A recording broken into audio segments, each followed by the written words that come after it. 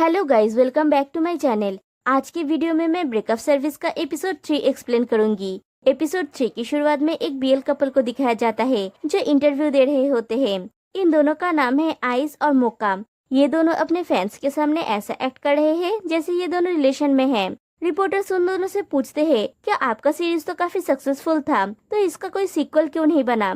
फिर मोका से पूछते हैं, आपका कॉन्ट्रैक्ट इस महीने एक्सपायर होने वाला है ना, तो आपने इसे रिन्यू क्यों नहीं किया। क्या आप शिफ्ट कपल के रूप में काम करना कंटिन्यू करेंगे। मोका आंसर नहीं दे पाता। आई सिचुएशन को संभालने के लिए कहता है, किसने कहा कि हम सिर्फ शिफ्ट कपल है, हम रियल कपल है। और मोका के चिक पे किस करता है और सारे फैंस ये देख के खुश हो जाते हैं। इंटरव्यू खत्म होने के बाद ग्रीन रूम में आके आइस मोका से पूछता है, तुमने कॉन्ट्रैक्ट रिन्यू क्यों नहीं किया, तुम्हारे अलावा कौन मेरा पार्टनर बनेगा। मोका कहता है, सॉरी आइस, लेकिन मैंने अपना मन बना लिया। आइस कहता है, तुम मेरे साथ ऐसा नहीं कर सकते। तभी मोका को एक कॉल आता है जो उसके लवर ने किया था। मोका कॉल को रिसीव करके स्वीटली कहता है, मेरा काम खत्म हो गया है, मैं घर आ रहा हूँ, मैं भी तुम्हें मिस कर रहा हूँ, कॉन्डो पे मिलते हैं। और वो चला जाता है। आइस के बुलाने पे भी नहीं रुकता। इधर ब्रेकअप सर्विस के ऑफिस पे बॉस को देख के इंग और जॉय बातें कर रहे होते हैं कि ज्यूट कुछ दिनों से काम पे नहीं आई, क्या वो ठीक है। फिर नट बॉस के रूम में आती है और ज्यूट के डेस्क को खाली देख के पूछती है, क्या तुमने ज्यूट को फायर कर दिया है। बॉस कहता है, उससे तुम्हारा कोई लेना देना नहीं है। नट कहती है, मैं नोजी नहीं बनना चाहती, लेकिन मुझे तुम्हारे लिए बुरा लग रहा है, तुम्हें फिर से अकेला काम करना पड़ेगा, ये तुम्हारे लिए है। और उसे एक ड्रिंक देता है। बॉस पूछता है, क्या तुम मुझे पॉइजन देने की कोशिश कर रहे हो। नट कहती है, कैसा पॉइजन, मैं चाहती हूँ कि तुम अपना अच्छे से ख्याल रखो, क्या तुम नहीं जानते कि तुम हमारे कंपनी के लिए कितने इम्पोर्टेंट हो। फिर बॉस वो ड्रिंक पीता है और पूछता है, क्या तुम मुझे रिश्वत देने की कोशिश कर रहे हो। नट ड्रामेटिकली पूछता है, तुम मेरे बारे में इतना नेगेटिव क्यों सोचते हो, मैं तो यहाँ तुम्हें हेल्प करने के लिए हूँ। बॉस पूछता है, तुम्हारा हेल्प किसने मांगा। नट कहती है, तुम इसे अकेला नहीं कर सकते, तुम्हें मेरी जरूरत है। बॉस नट से टैब छीन लेता है और देखता है उसका मिशन है मोका को उसके रियल पार्टनर से ब्रेकअप करवाना है। रिक्वेस्ट आया है आइस उसके शिफ्ट पार्टनर से। नट कहती है, मैं उन दोनों का फैन हूँ, उनका केमिस्ट्री बहुत अच्छा है, मैं उन्हें अपनी आंखों से देखना चाहती हूँ, क्या तुम मुझे अपने साथ जाने दोगे। बॉस कहता है, जहाँ से आए हो वहाँ पे लौट जाओ, गेट आउट। और नट का सपना टूट जाता है। बेचारी निराश होकर चली जाती है। फिर बॉस अपने डॉक्टर फ्रेंड को कॉल करके कहता है, साहब 3 दिन से काम पे नहीं आई। उसका फ्रेंड पूछता है, ये तो अच्छी बात है ना, तुम्हें तो अकेला काम करना पसंद है ना, तो तुम कंप्लेन क्यों कर रहे हो। बॉस कहता है, वो पहला इंसान है जिसे मैंने अपने पार्टनर के रूप में एक्सेप्ट किया है, मैंने उसे ट्रेनिंग में पास कर दिया, मैंने उसके लिए डेस्क ला कर दिया, तो वो काम पे क्यों नहीं आई। उसका फ्रेंड पूछता है, मुझे कैसे पता होगा, तुम उसे क्यों नहीं पूछते। बॉस कहता है, नहीं, मैं पहले ही उसे स्वीकार करके बहुत आगे बढ़ चुका हूँ। उसका फ्रेंड कहता है, लेकिन तुम्हें जानना है कि उसके साथ क्या हुआ है, बेवकूफ, तुम एक हिपोक्रिट हो। अच्छा होगा कि तुम ये डिसाइड कर लो कि तुम एग्जैक्टली चाहते क्या हो, मेरा टाइम वेस्ट मत करो, अगर तुम भूल गए हो तो मैं इमरजेंसी वार्ड में काम करता हूँ। बॉस पूछता है, क्या ये इमरजेंसी नहीं है। उसका फ्रेंड कहता है, अगर तुम 5 मिनट के अंदर मरने वाले नहीं हो तो अच्छा होगा कि तुम अपना फोन काट दो ताकि मैं अपना काम कर सकूं। बॉस कहता है, रुको, बोलो, अगर तुम मेरी जगह पे होते तो तुम क्या करते। उसका फ्रेंड कहता है, तो मैं सांप को कॉल करता, मुझे नहीं, मैं फोन रख रहा हूँ, तुम मेरा टाइम बर्बाद कर रहे हो। फिर बॉस ज्यूट को कॉल करता है लेकिन उसका फोन अनरीचेबल आता है, तो बॉस सीधा उसके घर पहुँच जाता है। उसकी लैंडलॉर्ड आके कहती है कि उसने ज्यूट को काफी दिनों से घर से निकलते हुए नहीं देखी। बॉस कहता है, ओके, मैंने अपना बेस्ट किया, बहुत हो गया। और वो जाने वाला होता है लेकिन एक बदबू से रुक जाता है। बॉस अपने करामाती से डोर का लॉक खोल के घर के अंदर जाता है। उसे जेट का मोबाइल मिलता है। लैंडलॉर्ड कहती है, ये जरूर डेड बॉडी की स्मेल है, और वो बकबक करने लगती है। लेकिन बॉस ही डिस्कवर करता है कि बदबू फ्रिज में रखा हुआ चिकन से आ रहा है जो सड़ चुका होता है। फिर उन्हें ज्यूट की आवाज सुनाई देता है जो वीक वॉइस में हेल्प मांग रही है।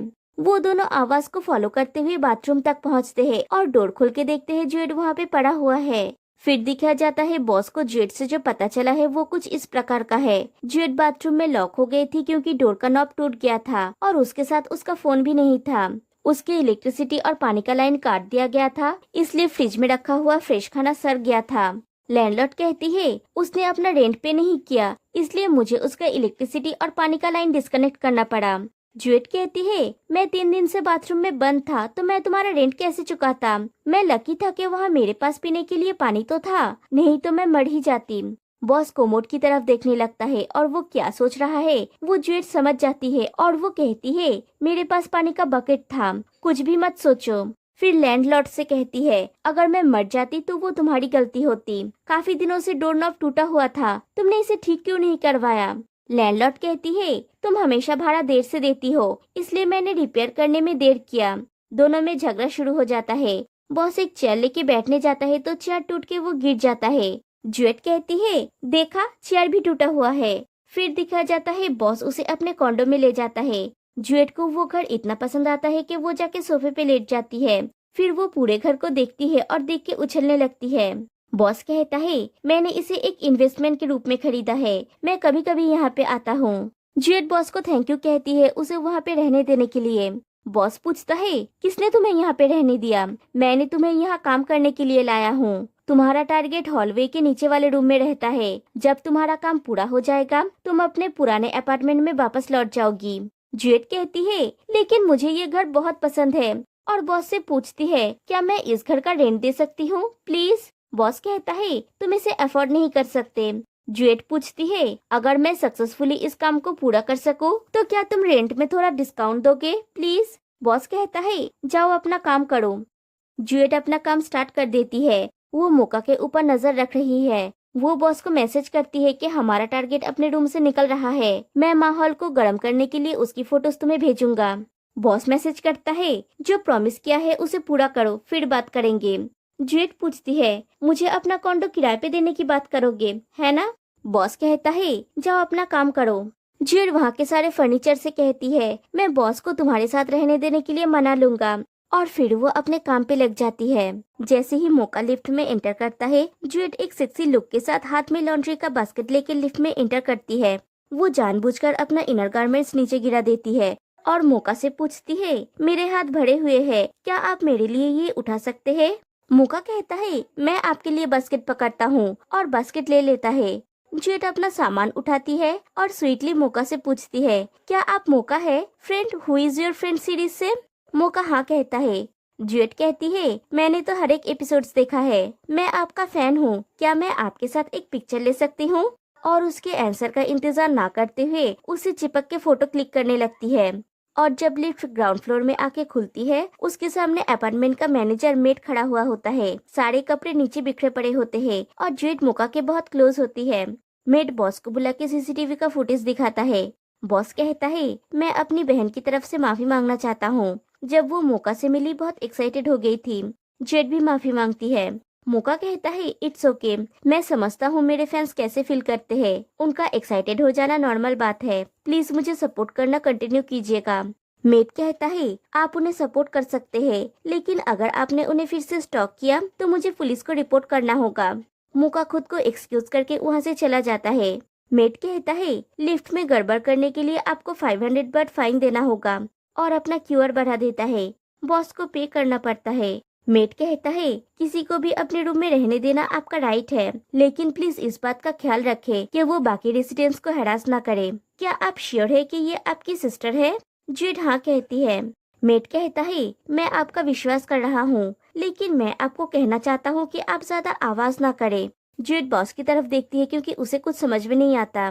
रूम में आने के बाद बॉस कहता है मैंने तुमसे कहा था उसे फ्लर्ट करने के लिए, ना कि उसे हैरास करने के लिए, मुझे उसके लिए फाइन देना पड़ा। फिर अपने रूम का हालत देख के पूछता है तुमने मेरे रूम का क्या हाल बना दिया है। ज्यूट पूछती है मेट कौन है, किस अधिकार से उसने हम पे फाइन लगाया। बॉस कहता है वो कॉन्डो मैनेजर है। ज्यूट पूछती है कॉन्डो मैनेजर क्या होता है, मैं पहले कभी कॉन्डो में रहा नहीं। बॉस कहता है वो ऑपरेशनल एक्टिविटीज की देखभाल करता है, ओनर्स की कंप्लेंट्स को हैंडल करता है और कॉन्डो रूल्स का अनुपालन सुनिश्चित करता है। और दिखाया जाता है जब भी कोई रूल्स तोड़ता है, जैसे हॉलवे में स्मोक करना, जिम में खाना लेके जाना, पूल में खाना खाना एक्सेट्रा, मेड जाके उस पे फाइन लगा देता है। बॉस कहता है मेड एक्स्ट्राऑर्डिनरी है, जब भी कोई नियमों का उल्लंघन करता है वो तुरंत वहाँ पे आ जाता है। जेट कहती है वो कॉन्डो का गार्जियन गॉड जैसा है।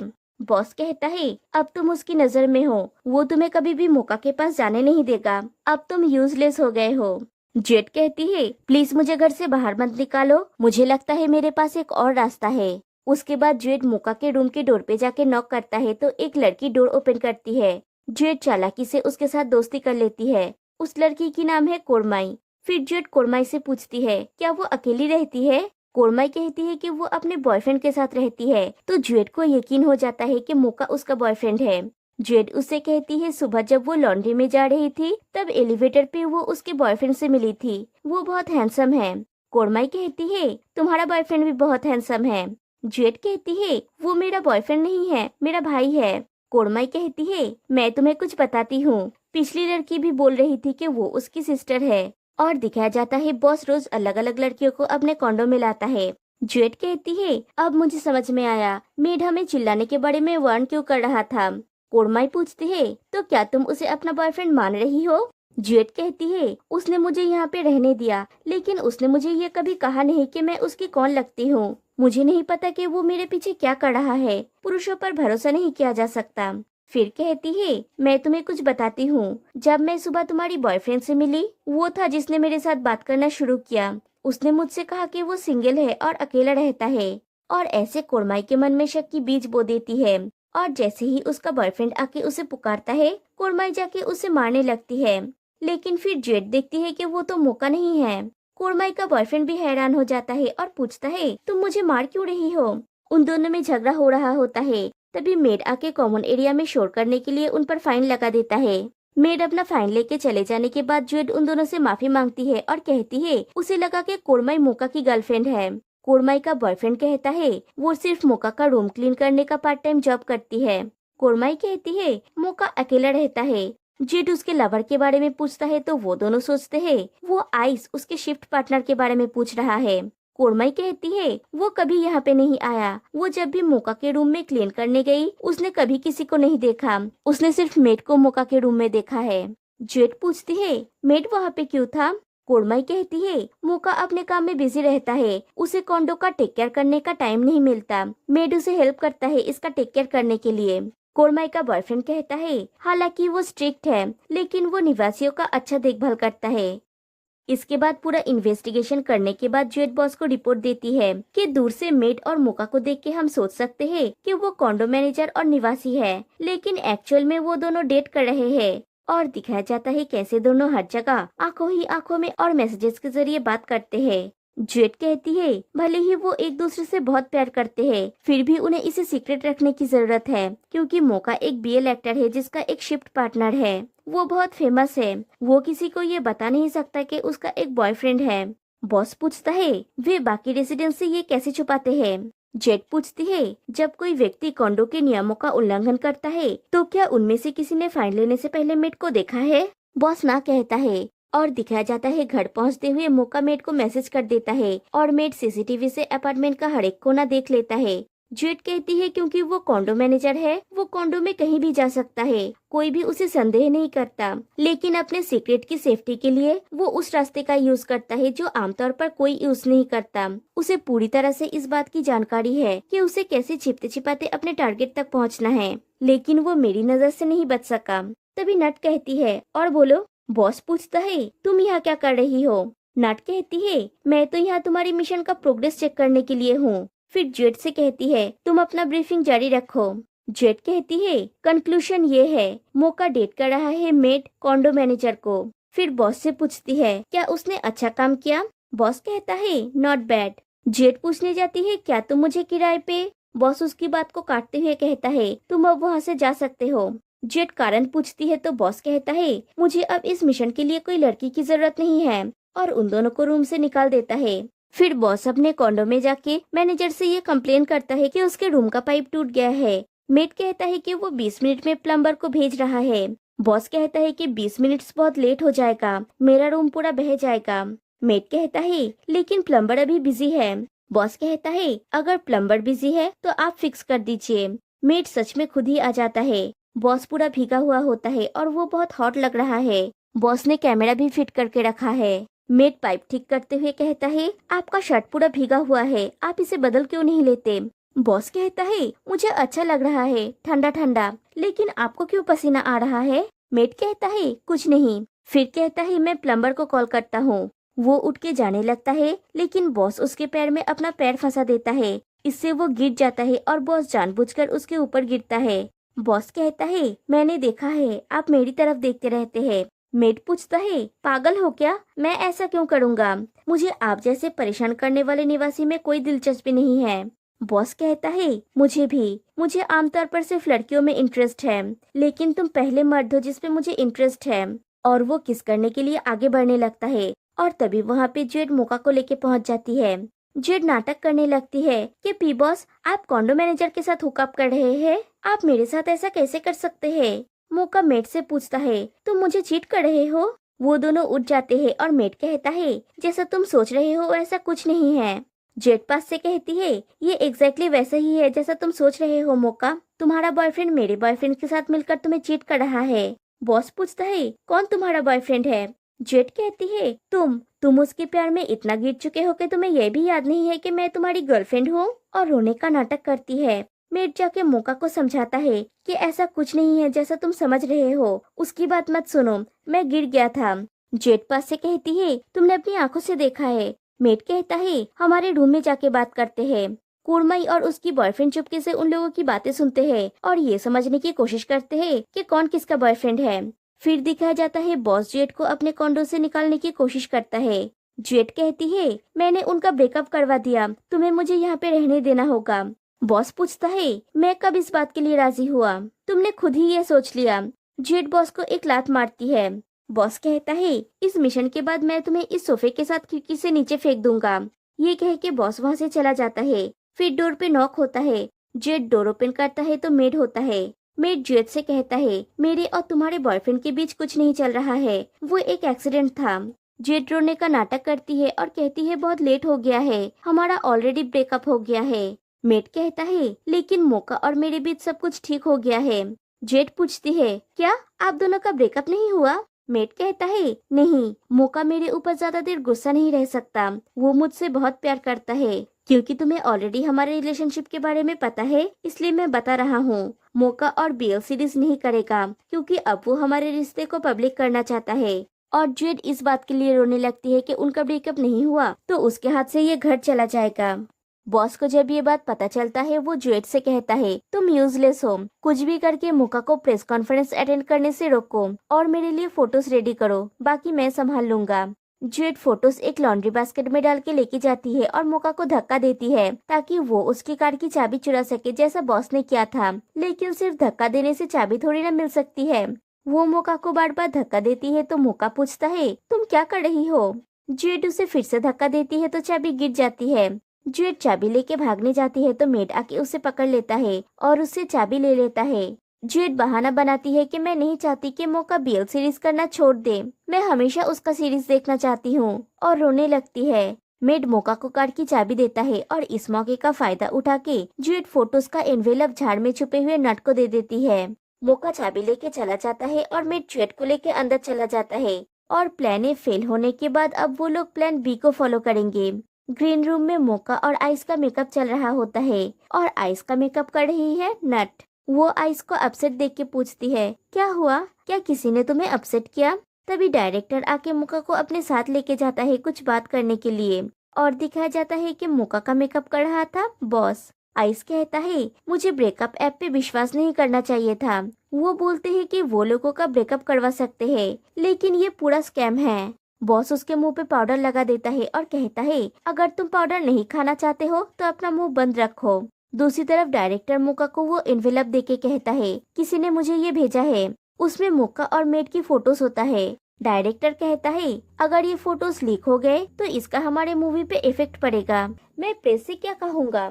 बॉस रूम के बाहर से उन दोनों की बातें सुन रहा होता है। मोका कहता है आप उन्हें सच बोल सकते हैं, ये मेरा पर्सनल लाइफ है, मैं चाहता हूँ कि वे मुझे एक ऐसे एक्टर के रूप में देखे जो डिफरेंट रोल्स प्ले करता है, न कि ऐसा एक्टर जो शिपिंग और बीएल केमिस्ट्री के ऊपर डिपेंडेंट है। डायरेक्टर पूछता है तुम चाहते हो कि वे तुम्हारे एक्टिंग के ऊपर फोकस करे न कि शिपिंग? मोका हाँ कहता है। डायरेक्टर कहता है तुम एक रियल एक्टर हो, मैंने तुम्हारे साथ काम करने का डिसीजन लेके सही किया है। मौका पूछता है, तो आपको मेरे डिसीजन से कोई आपत्ति नहीं है? डायरेक्टर कहता है, मैं इसके साथ ओके हूँ। मेरी कंपनी बहुत तरह की मूवीज प्रोड्यूस करता है। और ये बात सुनने के बाद बॉस बाहर से डोर को लॉक कर देता है। दूसरी तरफ मेट प्रेस कॉन्फ्रेंस देखने के लिए वेट कर रहा होता है। वो कहता है कि 30 मिनट्स हो गया, प्रेस कॉन्फ्रेंस अभी तक शुरू क्यों नहीं हुआ? जेट खुश हो रही होती है, लेकिन फिर देखती है कि दोनों एक्टर्स प्रेस कॉन्फ्रेंस के लिए आ गए हैं। दूसरी तरफ बॉस भी लौट आता है। जेट पूछती है, तुम यहाँ पे क्या कर रहे हो? तुम्हें तो मौका को, और रुक जाती है। मेट पूछता है, तुम लोग फिर से कुछ करने की प्लान बना रहे हो, है ना? बॉस कहता है, मैंने कुछ नहीं किया, मुझे कुछ करने की जरूरत ही नहीं पड़ी। प्रेस कॉन्फ्रेंस शुरू होता है। मौका कहता है, मैंने ये प्रेस कॉन्फ्रेंस बुलाया है क्योंकि मुझे कुछ अनाउंस करना है। Friends who is your friends series का सीक्वल आने वाला है। नाम है boyfriend who is your boyfriend. और फ्लैशबैक में दिखाया जाता है, डायरेक्टर कहता है, मैंने तुम्हारे साथ काम करने का डिसीजन लेके सही किया है, लेकिन जिस मूवी में तुम्हें कास्ट किया जा रहा था उसका लीडिंग एक्टर को बदलना होगा। मौका कारण पूछता है तो डायरेक्टर कहता है, भले ही तुम्हें किसी एक्टर के साथ शिफ्ट ना किया जाए, लेकिन तुम्हें किसी एक्ट्रेस के साथ शिफ्ट किया जाएगा। लेकिन तुमने मुझसे कहा कि तुम शिपिंग पे फोकस नहीं करना चाहते, तुम मेरे कंपनी के साथ जुड़े रहो। मैं श्योर हूँ एक दिन कोई सही प्रोजेक्ट जरूर मिलेगा, लेकिन इसमें थोड़ा टाइम लगेगा। ये बात सुन के बॉस लॉक खोल देता है। कहानी प्रेजेंट में आती है।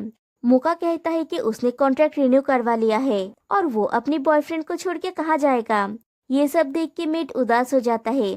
वो कहता है, मुझे लगता है कि तुम जो चाहते हो वो तुम्हें मिल गया है। उन्होंने शिफ्ट कपल बनना जारी रखा। जेट पूछता है, अब तुम क्या करोगे? मेट कहता है, शायद मैं अपनी पुरानी लाइफ में वापस लौट जाऊंगा। बॉस पूछता है, मैं तुमसे कुछ पूछूं? क्या तुम अपने रूम में जाने के लिए फायर एस्केप का यूज करते करते थक नहीं गए हो? साथ में जिम जाना, साथ में स्विमिंग करना, कॉमन एरिया में हाथ पकड़ के घूमना, या अन्य चीजें करना जो बाकी कपल्स कर सकते हैं लेकिन तुम नहीं कर सकते। इसके अलावा तुम पब्लिक प्लेसेस में अपना प्यार नहीं जता सकते। क्या ये अनक्लियर रिलेशन तुम्हारे एफर्ट के लायक है? मेट चुप रहता है। टाइम स्किप होता है और मेट मौका से पूछता है, मुझे हमारा रिलेशन छुपाना पड़ेगा और फिर से तुम्हारा कॉन्ट्रैक्ट एक्सपायर होने तक इंतजार करना होगा? मौका कहता है, नया कंपनी मुझे मेरे करियर के लिए कोई क्लियर प्लान नहीं दे पा रहा है, इसलिए मुझे ये रास्ता चुनना पड़ा। मेट कहता है, तुम्हारा मेरे लिए भी कोई क्लियर प्लान नहीं है? इस बार मैं सब कुछ तय करूंगा। मुझे लगता है कि हमें यहाँ पर रुक जाना चाहिए। मौका कहता है, नहीं, मैंने ये सब कुछ हमारे लिए किया है। मेट कहता है, तुमने हमारे लिए नहीं किया है, खुद के लिए किया है। मौका पूछता है, मेट क्या तुम सच में मुझे छोड़ के जा रहे हो? मेट कहता है, नहीं, तुम जाओगे, ये मेरा रूम है। मैं सब लोगों की तरह एलिवेटर यूज करना चाहता हूँ, मैं और फायर एस्केप यूज नहीं करना चाहता। दूसरी तरफ जेट अपना सामान पैक कर रही होती है। बॉस पूछता है, तुम मूव आउट करने के बारे में श्योर हो? जेट कहती है, मैं मिशन में फेल हो गया, मुझे तो कॉन्सिक्वेंसेस फेस करना ही होगा। लेकिन आज तुम बहुत कूल लग रहे थे जब तुमने कहा कि मेट ने डिसाइड किया है कि वो इस अनफेयर रिलेशनशिप से निकल जाएगा। तुम काफी अच्छे इंसान हो। ये बात सुन के बॉस का दिल पिघल जाता है और वो जेट से पूछता है, तुम रेंट के लिए कितना पैसा दे सकती हो? जेट कहती है, 3000 बट। क्यों? बॉस कहता है, मैं तुम्हें यही रेट चार्ज करूंगा। मेंटेनेंस फी, वाटर और इलेक्ट्रिसिटी बिल तुम कॉन्डो मैनेजर को पे करोगे। अगर तुमने मेरे रूम का कुछ भी तोड़ा तो मैं प्राइस से डबल चार्ज करूंगा। जेट पूछती है, क्या तुम मुझे अपना कॉन्डो रेंट पे देने के लिए राजी हो? बॉस पूछता है, तुम पूछ रहे हो मतलब तुम्हें ये नहीं चाहिए? जेट खुश हो जाती है और कहती है, नहीं नहीं चाहिए। बॉस कहता है, लेकिन कभी मुझे फिर से अच्छा इंसान मत कहना, ठीक है? जेट कहती है, मैं ऐसा नहीं करूंगी, लेकिन मुझे एक और फेवर चाहिए। क्या मुझे तुम्हारा हाथ मिलेगा? बॉस पूछता है, क्यों, मैं कुत्ता नहीं हूँ। जेट कहती है, कम ऑन, क्या तुम ये 2 फिंगर साइन कर सकते हो? और दोनों ऐसे ए बनाते हैं। जेट कहती है, मैंने टीम ए के लिए इस हैंड साइन का आविष्कार किया है।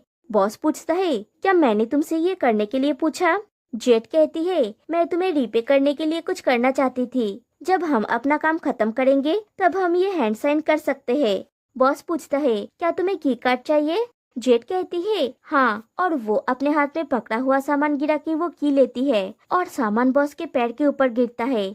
जेट चाबी पाके बहुत खुश हो जाती है और बॉस उसे देख रहा होता है और यहीं पे एपिसोड 3 एंड हो जाती है। तो गाइस आपको आज का एपिसोड कैसा लगा और ये सीरीज आपको कैसी लग रही है मुझे कमेंट करके बताइए। फिर मिलते हैं नेक्स्ट वीडियो में, तब तक के लिए बाय बाय।